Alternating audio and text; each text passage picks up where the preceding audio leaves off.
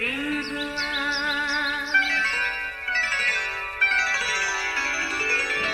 نیا پھر دن ہوا، پرانی رات کا کرے سو شکر ہم خدا کی ذات کا، خدا کی ذات کا نیا پھر دن ہوا۔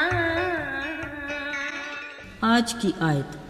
اور خداوند نے موسیٰ سے کہا کہ یہ تیرے ہاتھ میں کیا ہے؟ اس نے کہا لاٹھی۔ خروج 4 باب 2 آیت۔ عزیزو، انسان کی فطرت میں یہ شامل ہے کہ وہ کوئی چھوٹا کام کرنے کی بجائے پہلے کوئی بڑا کام سر انجام دینے کی فکر میں رہتا ہے۔ اس طرح وہ کسی بڑے موقع کے انتظار میں چھوٹے موقع کو بھی گنوا دیتا ہے۔ این ممکن ہے یہی چھوٹا موقع کسی بڑے موقع کا پیش خیمہ بن جائے۔ شاید زیادہ تر لوگ اس کو نہیں سمجھتے، مگر کچھ باشعور لوگ اس فلسفے کو بخوبی سمجھتے ہیں۔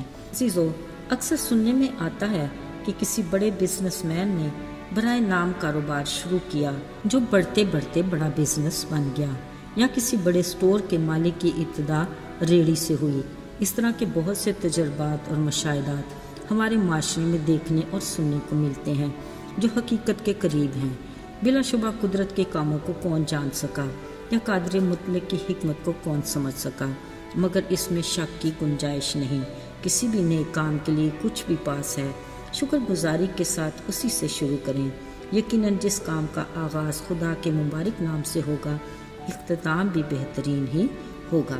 عزیزو، 3 ماہ کا وہ ننھا سا بچہ موسیٰ جو کبھی تنکوں کی ٹوکری میں پڑا، دریا کی اچھلتی کودتی لہروں کے رحم و کرم پر تھا، پھر گزرتے وقت نے اسے سکھایا اور بدلتے حالات نے اسے سنبھالا۔ آج 80 سالہ مضبوط اعصاب کا مالک، پختہ دل و دماغ کا مرد موسیٰ پورب کے پہاڑ پر خدا کے حضور کھڑا تھا۔ عزیزو، وہ کس قدر مبارک تھا کہ خدا نے اسے اپنے ایک بڑے منصوبے کے بارے میں نہ صرف اسے آگاہ کیا بلکہ اس کی تکمیل کے لیے اس کا انتخاب بھی کیا۔ اگرچہ موسیٰ اتنی بڑی ذمہ داری کے لیے ذہنی طور پر تیار نہیں تھا، جبھی اس نے اپنی کمزوریوں کا اقرار بھی کیا، مگر خدا نے کہا، میں خدا ہوں اور میں تجھے سکھاؤں گا کہ تجھے کیا کرنا اور کہنا ہے۔ مت ڈر، میں تیرے ساتھ ہوں۔ پھر خدا نے اس کی کم اعتقادی کا علاج کیا اور کہا، یہ تیرے ہاتھ میں کیا ہے؟ موسیٰ نے جواب دیا، لاٹھی۔ خدا نے اسے یہ لاٹھی زمین پر پھینکنے کو کہا۔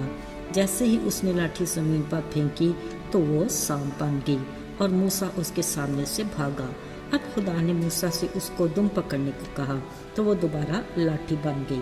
اگرچہ خدا نے موسیٰ کو اپنی قدرت کا اور بھی کرشمہ دکھایا، پر اب بھی موسیٰ پورے یقین کے ساتھ اس بڑی ذمہ داری کے لیے تیار دکھائی نہ دیا، تو خدا نے اس کے بھائی کو اس کا مددگار بنا دیا اور کہا، جا اور فرعون بادشاہ سے کہہ کہ وہ اس کے لوگوں کو عید منانے کی اجازت دے دے۔ مگر فرعون نے کہا، کون خدا؟ میں نہیں جانتا کہ میں ان لوگوں کو اس کی وجہ سے بھیج دوں۔ ہاں عزیزو، اس نے سچ کہا، کیونکہ وہ تو آج تک نہ خدا کی قدرت کے کام کو دیکھ سکا اور نہ اس کی عظمت کو سمجھ سکا۔ یقیناً یہ خدا کا ٹھہرایا ہوا وقت تھا۔ پھر جیسے ہی ہارون نے اپنی لاٹھی بادشاہ کے سامنے پھینکی، وہ سانپ بن گئی، مگر شاید بادشاہ کے لیے یہ معجزہ کچھ انوکھا اور نیا نہیں تھا، کیونکہ بادشاہ کے حکم سے اس کے ملک کے جادوگروں نے بھی اپنی اپنی لاٹھی سے سانپ بنایا۔ پر اب خدا کی قدرت بادشاہ کے لیے قابل دید تھی کہ جب ہارون کی لاٹھی نے باقی سارے سانپوں کو کھا لیا۔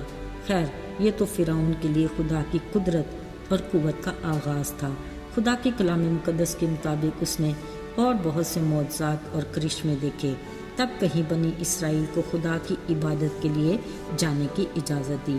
عزیزو، موسیٰ کی اس لاٹھی نے چٹان سے پانی کے گویا چشمے بہائے اور بنی اسرائیل کی پیاس بجھائی۔ پھر اسرائیل اور عمالیکیوں کی جنگ کے دوران موسیٰ کے ہاتھ میں لاٹھی ہی تھی۔ جب تک اس کے ہاتھ بلند رہتے، اسرائیلی اپنے دشمنوں پر غالب آتے۔ بالآخر کچھ مددگاروں کی مدد سے لاٹھی سمیت اپنے بلند کیے بازوں کی بدولت اسرائیل کو بڑی فتح نصیب ہوئی۔ عزیزو، خداوند اپنے کام کے لیے انسان کو یہی تلقین کرتا ہے کہ جو تمہارے ہاتھ میں ہے اسی سے آغاز کرو۔ آگے کو میں خود تمہارا مددگار ہوں گا۔ موسیٰ کی طرح آج خدا ہم سے بھی یہی کہتا ہے کہ تمہارے ہاتھ میں ہے کیا؟ ہماری طرف سے خدا کے لیے کیا جواب ہونا چاہیے؟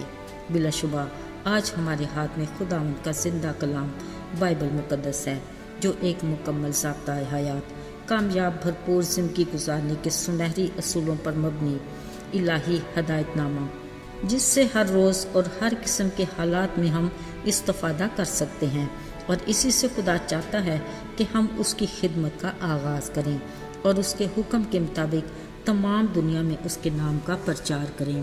عزیزو، یاد رہے ہمارے ہاتھ کلام مقدس بائبل وہ واحد اور مستند ذریعہ ہے جس کی بدولت ہم نجات کے مفت تحفے کے حصول کے طریقہ کار، آسمانی بادشاہی کی ضیافت کی دعوت اور صلیب کے زندگی بخش پیغام کو گناہ میں سسکتی ہلاکت کے دہانے پر کھڑی انسانیت تک پہنچا کر ہمیشہ کی زندگی کی خوشخبری سنا سکتے ہیں۔ بطور مسیحی یہ ہماری ذمہ داری ہے جس کا حساب ہم سے لیا جائے گا۔ ذرا سوچئے، کیا ہم اس لائق ہیں کہ یسوع مسیح ہمیں یہ کہے کہ آئے دیانتدار نوکر، شاباش، میرے باپ کی خوشی میں شامل ہو۔ آئیے آج سے ہی اپنے آس پاس سے اس نیک کام کا آغاز کرتے ہیں۔ یقیناً خدا ہماری خدمت کے لیے بڑے مواقع بھی فراہم کرے گا۔ آئیے دعا کریں۔ آئے ہمارے آسمانی باپ، تو جو آسمانوں اور زمینوں کا خالق اور مالک ہے، زمانوں اور وقتوں پر اختیار رکھتا ہے، ہم نہایت عاجزی سے تیرے حضور میں آتے ہیں۔ ہم اپنی ذات میں خاک اور راکھ ہیں اور تیرے رحم اور فضل کے خواستگار ہیں۔ تو جو ہمارا محکم قلعہ اور مضبوط چٹان ہے، ہمیں اپنے میں محفوظ رکھ اور ہمیں خود میں مضبوطی عطا کر۔ ہمیں ہر پل تیری ضرورت ہے۔ یسوع کے مبارک اور بابرکت نام میں آمین۔